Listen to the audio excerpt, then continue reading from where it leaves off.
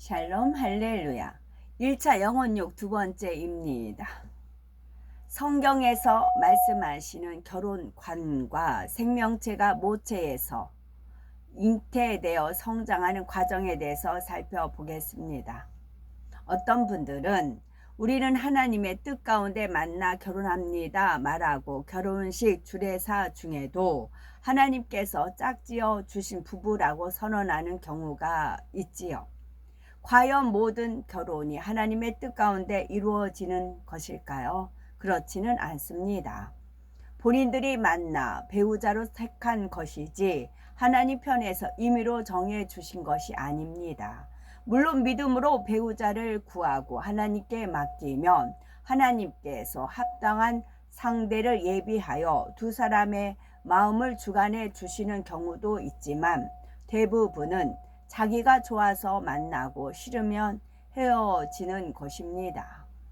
또 어떤 사람은 결혼하는 것이 하나님의 뜻이라고 말합니다. 첫사람 아담과 하와를 지으시고 그들에게 생육하고 번성하라 말씀하셨으니 남녀가 결혼해서 자손을 많이 낳는 것이 하나님의 뜻이라는 것이지요.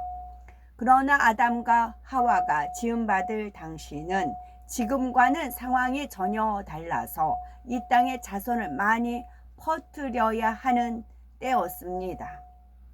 약 2000여 년 전만 해도 사도 바울은 나는 모든 사람이 나와 같기를 원하노라, 즉 자신과 같이 독신으로 지내기를 원한다 라고 했고 26절에는 내 생각에는 이것이 좋으니 곧 임박한 환난을 인하여 사람이 그냥 지내는 것이 좋으니라 했습니다.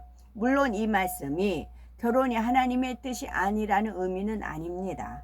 계속해서 고린도전서 7장 38절에 보면 처녀 딸을 시집 보내는 자도 잘하거니와 시집 보내지 아니하는 자가 더 잘한 것이니라 했습니다.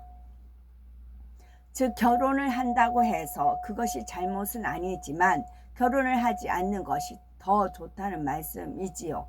이는 결혼하지 않은 사람은 결혼해서 남편이나 아내에 매여 있는 사람보다 주님을 위해서 더욱 마음 다해서 충성할 수 있으므로 영적으로 큰 축복이 되기 때문입니다.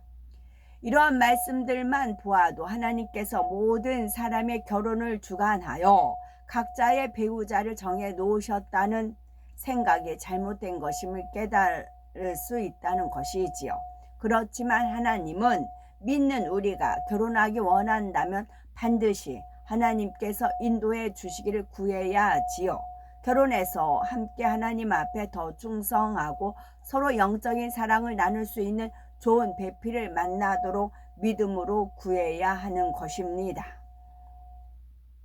생명이 잉태되어 성장하는 과정입니다. 남녀가 결혼하고 사랑을 하면 남자의 정자와 여자의 난자가 결합하여 새로운 생명이 잉태가 됩니다.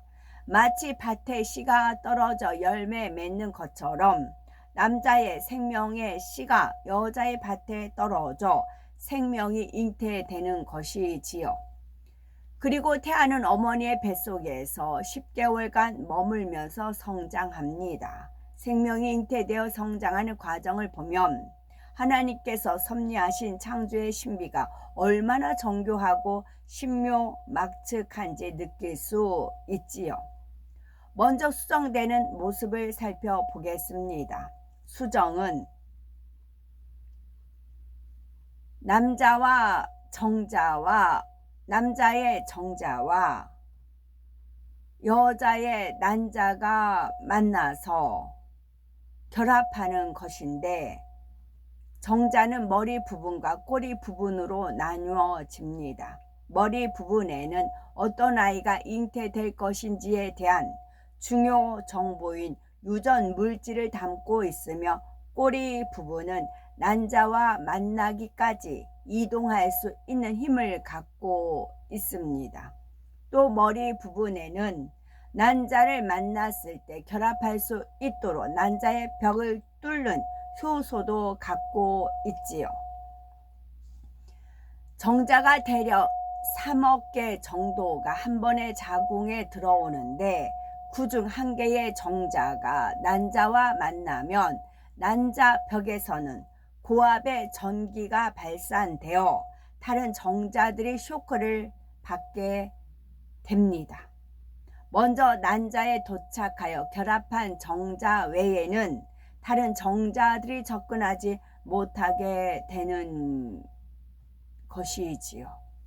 그러면서 더 이상 다른 정자가 뚫지 못하도록 벽이 급속히 두꺼워지는 변화가 일어납니다. 이런 모든 과정이 자동으로 진행되도록 하나님께서 너무나 신비롭게 창조해 주신 것입니다.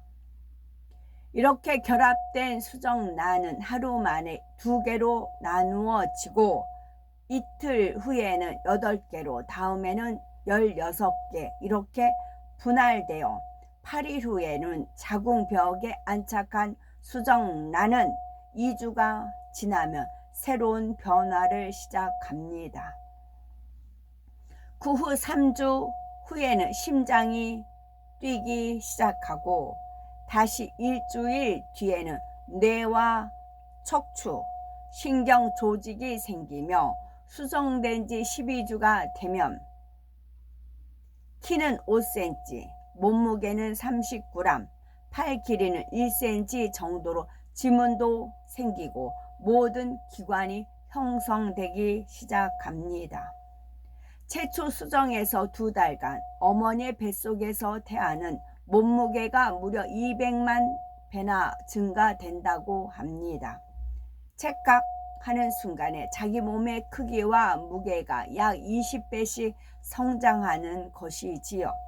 초당 몸무게가 20배씩 증가하려면 세포 분열도 그만큼 일어나야 하는데 이를 위해서는 세포 안에 있는 유전자인 DNA도 그만큼 증가해야 합니다. DNA 하나에는 30억 개의 유전 정보가 들어있는데 DNA를 하나의 집이라고 하고 그 안에 들어있는 유전 정보들을 각각 하나의 벽돌이라고 한다면 DNA를 하나 복제하는 것은 벽돌 30억 개의 집을 한 채씩 만들어내는 것과 같은 일이라고 할 수가 있습니다.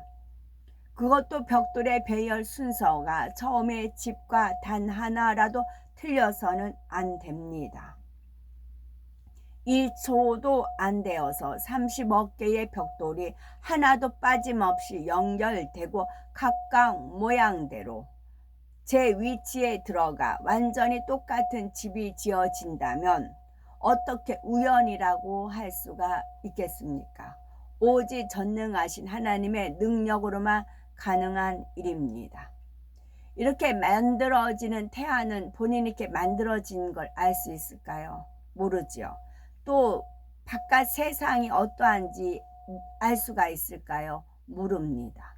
응앙하고 태어나서 그때부터 시작이 됩니다. 우리 또한 마찬가지예요. 우리 또한 현재 이 지구 안에서 삶입니다. 지구를 벗어나서 부활체 영체가 된 이후의 삶 온전히 알 수 있을까요? 모릅니다. 우리는 그와 같아요. 지금 어머니 뱃속에 있는 아기와 같은 상태예요. 우리 현재는요. 응앙하고 태어나야 그때서 사람의 모습을 갖듯이 마찬가지예요. 우리는 지금 그와 같다 할 수 있어요. 주님께서 부활 이제 강림하실 때 우리가 부활체로 변화됐을 때 그때서 응양하고 태어난 거와 같은 삶을 사는 겁니다. 태아를 잉태한 지 1개월이 되면 신경관이 발달하기 시작하여 혈액, 뼈, 근육, 혈관, 내부 기관이 형성되기 위한 기초 작업이 이루어집니다. 2개월이 되면 그러면 아가가 응앙하고 태어나면 산이조리원이라든가 엄마가 주변에 있는 분들이 도와서 아가가 크잖아요. 우리도 마찬가지예요. 우리도 주님이 강림하시며 부활체로 이제 변화가 되잖아요. 우리를 누가 관리해줘요? 누가 키워줘? 천사들이 해줘요. 천사들이 안내해주고, 천사들이 가르쳐주고, 천사들의 리더에 따라서 우리가 움직여집니다. 그래서 천사가 우리를 수종 드는 것이죠. 아가가 태어났을 때는 그 주변 사람들이 수종을 드는 거잖아요. 그 아가에 다 뭐든지 맞추잖아요. 아가가 성장하기까지 그러잖아요. 우리 또한 마찬가지예요. 우리도 이제 태어날 준비만 하면 됩니다. 변화체로 변화만 되면, 주님이 강림하실 때 합격한 자격이 되면 그때는 천사들이 수종을 듭니다. 천사들에 의해서 다 준비가 됩니다. 천사들은 다 준비가 되어 있고요. 아가가 태어나기만 기다리잖아요. 그 주변에 다 모든 거 준비되어 있잖아요. 마찬가지예요. 주님이 강림하시면 우리가 이제 변화되는 거 천사에 의해서 이루어집니다. 천사요, 하나님의 심부름꾼. 2개월이 되면 심장이 펌프 운동을 하며 어느 정도 신체의 외양이 갖춰져 육안으로도 머리와 팔다리의 형체를 확인할 수 있지요. 2개월째는 얼굴이 만들어지는 시기이며 머리와 몸, 팔다리를 스스로 움직이기 시작합니다. 4개월이 되면 신체와 생명 유지에 필요한 기관들이 정상적으로 작동합니다. 5개월부터는 근육을 움직이고 주변 환경을 확인하는 등 활동적으로 움직이며 청각 기능이 형성되어 갑니다. 그리고 6개월이 되면 소화 기관이 발달하면서 본격적으로 성장이 빨라지고 7개월째에는 머리에 털이 나며 남자아이의 경우 성호르몬에 의해서 정소가 음낭내로 들어가지요. 여아의 경우는 8개월째에 성기가 완성이 됩니다. 9개월째는 머리털이 선명해지고 전신의 솜털이 태화되며 몸에 주름도 없어지고 사지가 포동포동해지지요. 그리고 10개월이 차면 평균 50cm의 신장에 3kg이 넘는 신생아가 태어납니다. 그러면 태아의 몸에 영혼이 들어가는 때는 언제일까요? 바로 정자와 난자가 결합된 지 6개월이 되었을 때입니다. 그러나 6개월 이전, 곧 영혼이 주어지기 전이라 해서 사람이 그 생명을 임의로 좌지우지해서는 안 됩니다. 아이는 잉태되면 그 순간부터 하나님에게 속한 생명체이며 그 생명에 관한 주권은 하나님께만 있다는 사실을 명심해야지요. 누가복음 1장 41에서 44절을 보면 이미 6개월이 지난 태아가 영적으로 성령의 역사에 반응하는 대목이 나옵니다. 예수님을 잉태한 마리아가 6개월 앞서 세례 요한을 잉태한 엘리사벳을 만났을 때 뱃속의 세례 요한이 아기 예수님으로 인해 성령의 감동함으로 기뻐하는 모습이지요. 이를 통해 이미 복중에 있는 태아는 생명 그 자체일 뿐만 아니라 6개월이 지난 아기는 성령의 감동, 감화, 충만함을 입을 수 있는 영적인 존재라는 사실을 알 수 있습니다. 앞서 살펴본 대로 태아는 잉태된 후 10개월간 모체에서 성장하는데 이 기간은 장차 육의 성장뿐만 아니라 인격과 지능과 성품이 형성되는 데 매우 중요한 시기입니다. 예를 들어서 음식물만 해도 태아는 태내에서 어머니가 섭취한 것을 그대로 공급받습니다. 어머니가 술이나 담배 등 몸에 해로운 것이나 자극성 있는 것을 받아들이면 이는 곧바로 태아에게 영향을 미칩니다. 또한 잉태하고 있는 동안 어머니가 어떤 감정을 갖고 어떤 생각을 하는가도 태아에게 큰 영향을 줍니다. 잉태된 기간에 부모 또는 어머니의 영향을 받는 것은 영적으로도 마찬가지입니다. 성경상에도 어머니 한나의 기도로 하나님께서 잉태케 하신 사무엘은 이미 어릴 때부터 하나님과 교통하였고 장성하여서는 하나님 앞에 큰 선지자가 되었던 것을 볼 수 있지요. 세례 요한도 하나님의 역사로 잉태되었기에 태중에서 성령의 역사를 받았고 누가복음 1장 80절에 아이가 자라며 심령이 강하여지며 이스라엘에 나타나는 날까지 빈들에 있으니라 기록된 대로 이때부터 성령의 주관 가운데 주님의 길을 예비하고자 준비해 나갔던 것입니다. 그러면 인간의 가장 큰 특성이 생각하는 능력은 어떻게 작용하게 되는 걸까요? 이는 바로 하나님께서 인간의 뇌세포에 어떤 것을 기억하고 생각할 수 있는 기능을 주셨기 때문입니다.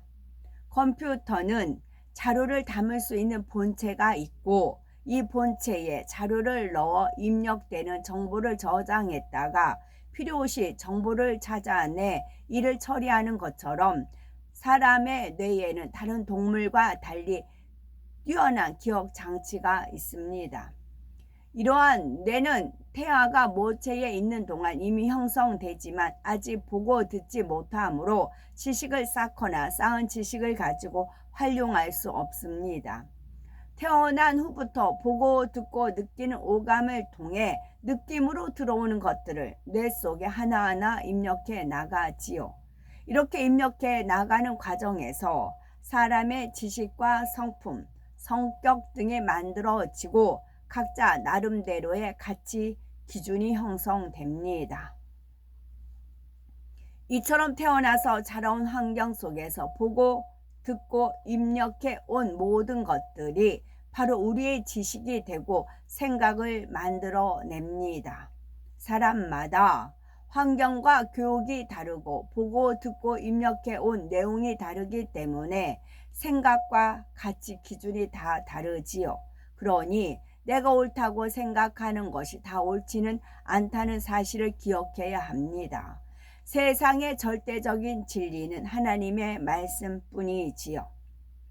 세상에서 지식으로 교양으로 쌓아온 것은 대부분 진리이신 하나님께로부터 온 것이 아니라 세상으로부터 온 것입니다.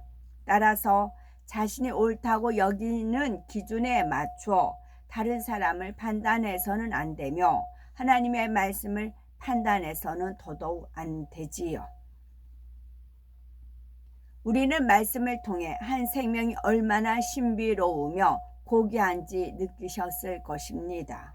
우리가 지금 이렇게 서 있는 것은 결코 우연이 아닌 창조주 하나님의 섭리에 의한 것임을 고백하지 않을 수 없겠지요.